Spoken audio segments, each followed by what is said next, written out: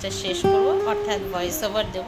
নমস্কার, আবারও একটা নতুন ব্লগ নিয়ে তোমাদের সামনে হাজির হয়ে গেলাম। আমি রিঙ্কু। আমার এই ছোট্ট পরিবারের সমস্ত বন্ধুদের জানাই সাদর আমন্ত্রণ। আশা করছি যে যেখান থেকে আজকে ব্লগখানি দেখছো তোমরা বেশ ভালো আছো। আর এই দেখো, আমি ইতিমধ্যে কিন্তু গাঁদা ফুল গাছের একটু কাটিং করে বসিয়ে দিয়েছি। এই সময় যদি বসানো যায় তাহলে ঠিক সময় মতন কিন্তু ফুল পাওয়া যাবে এবং এখান থেকেই তুমি আবারও কাটিং করতে পারবে। বাড়ির সকলের জন্য চা আর বিস্কুট দিয়ে সবাইকে খাইয়ে দিলাম। আর তারপর ছেলে যাবে স্কুলে। আজ হচ্ছে 4 সেপ্টেম্বর, অর্থাৎ বৃহস্পতিবার দিনের ব্লগটা তোমাদের সাথে শেয়ার করছি। ইতিমধ্যে ও বেরিয়ে পড়লো। আজকে শুধু বনভিটা খেয়ে গেছে। আজ আর ওর বিশেষ কিছু ক্লাস হবে না, শুধুমাত্র টিচার্স ডে উপলক্ষে ওরা প্রোগ্রাম করবে আর সেটাই স্কুলে সেলিব্রেশন হবে। আর তাই না তো, আমাদের ছোটবেলায় আমরা কিন্তু এই টিচার্স ডে দিন আমরা ছোটদেরকে ক্লাস করাতাম। সেদিন টিচার্সরা আর কোনো ক্লাস করাতেন না, কিন্তু এখন নিয়ম অন্য হয়ে গেছে। এখন আর ক্লাস করাতে হয় না, এখন হচ্ছে প্রোগ্রাম, পার্টিসিপেশন, এইসব। আর এই দেখো, তোমাদের সাথে কথা বলতে বলতে আমার কিন্তু মাছ ভাজা হয়ে গেছে।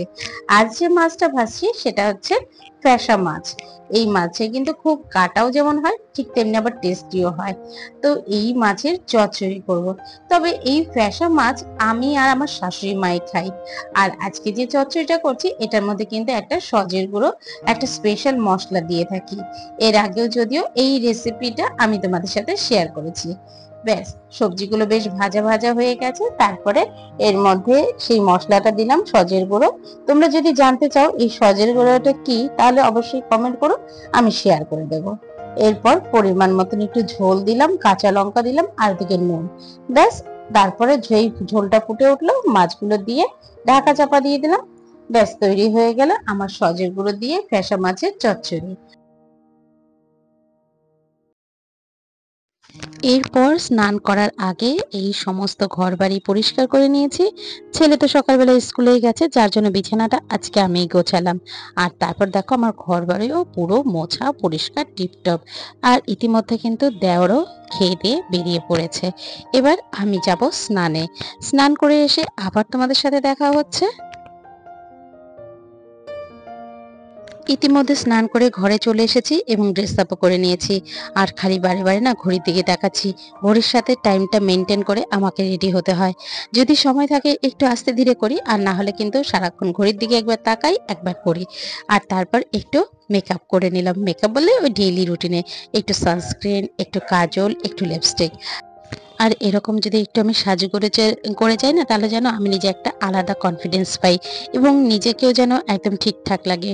মানে একটা অফিসে চাকরি করব আর আমি যদি এরকম যেরকম সেরকম ভাবে চলে যাই, সেটা যেন আমার কাছে ঠিক সুন্দর লাগে না। তাই আমার মনে হয় নিজের পার্সোনালিটির সাথে একটু সাজুগুজু করার দরকার আছে। তাতে দেখবে নিজের ওপরে যেন একটা কনফিডেন্স পাওয়া যায়। আর না করলেই না যেন মনে হয় যেন আমি অসুস্থ, আমার যেন কিছু একটা হয়েছে, এরকম আমার মনে হয়। ও, এর মধ্যে রেডি হতে হতেই মনে পড়ছে চুলে একটু সিরাম দেওয়ার দরকার ছিল, তো তাই একটু সিরামটা দিয়ে নিলাম। জানো তো, সংসারে যখন প্রথম দায়িত্ব নিতে শুরু করলাম তখন না খুব ভয় পেতাম, কি জানি এইসব কাজ কি পারবো, আমার দ্বারা কি হবে। তারপর যখন করতে করতে একটা অভ্যাস হয়ে গেল, অভিজ্ঞতা হয়ে গেল, তখন যেন একটা আলাদা কনফিডেন্স পেয়ে গেছি।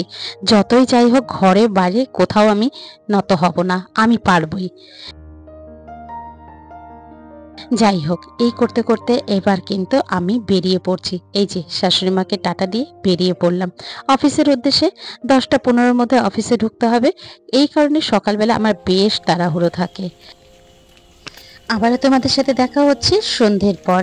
এই যে এখন মোটামুটি অফিস ছুটি হয়ে গেছে, সন্ধে হয়ে গেছে। শুভ সন্ধ্যা। এখন বাজে বিকেল 5:30। এই অফিস ছুটি হলো, অফিস থেকে বাড়ি ফিরছি।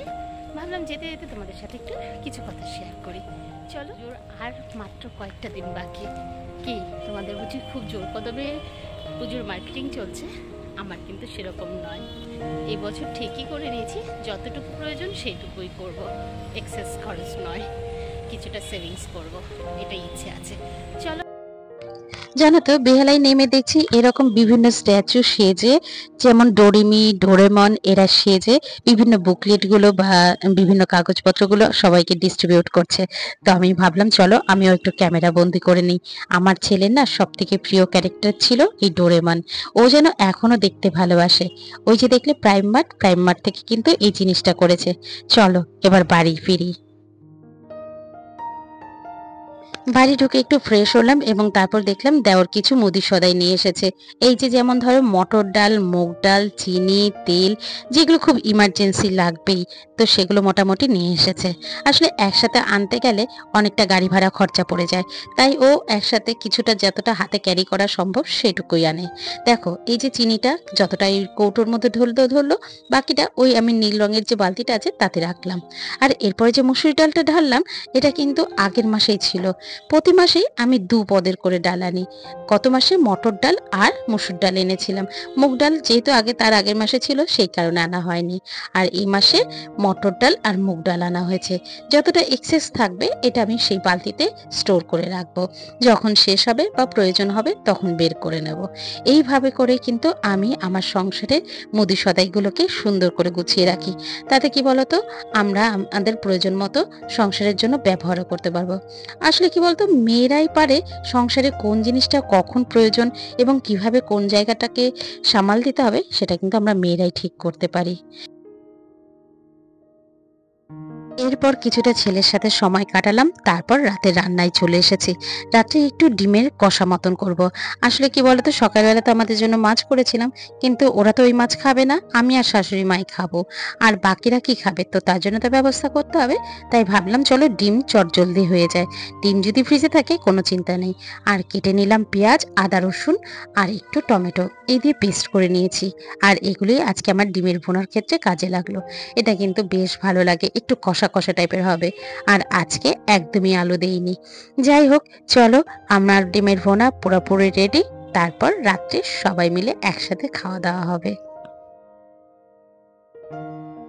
আচ্ছা, তোমরা কি পুজোর কেনাকাটি শুরু করে দিয়েছো? আমার কিন্তু এখনো সেরকম হয়নি। হ্যাঁ, কয়েকটা পিস পেয়েছিলাম, সেই পিসগুলো বানাতে দিয়েছি, টেইলারের কাছে আছে। কিছু কিছু এনেছি আর কিছুটা আনিনি। তো একসাথে সবটা পেলেই তবেই তোমাদের সাথে শেয়ার করব। আর জানো তো, ছেলে না এই সামনে 18 তারিখ থেকে পরীক্ষা, তো তার আগে অবশ্যই মার্কেটিং শেষ করতে হবে।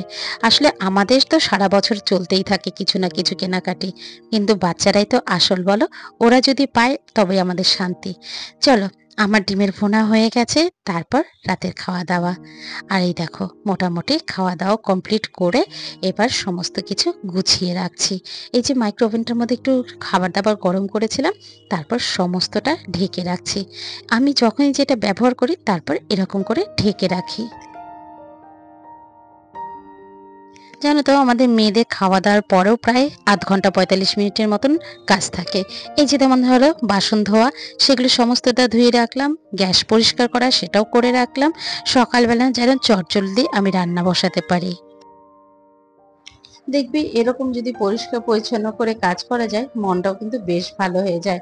একদম যেন মনে আলাদা রকম শান্তি পাওয়া যায়, একটা পজিটিভ ভাইবস কাজ করে। চলো, এরপর ডাইনিং টেবিলের সব ম্যাটগুলোকে একটু শুকোতে রেখে যাচ্ছি। এরকম আমি প্রতিদিনই ধুয়ে এরকম দাঁড় করে রাখি। ব্যাস, আজকের ভিডিওটা এইটুকু। মাইক্রোফোন, প্রেশারের ওষুধ, আর এই নিয়ে আমার এখন কিছুটা কাজ থাকবে। এই কাজটা শেষ করব, অর্থাৎ ভয়েস ওভার দেবো, তারপরে আমার কাজ শেষ হবে। চলো, আজকের ভিডিওটা এইটুকুই রাখলাম।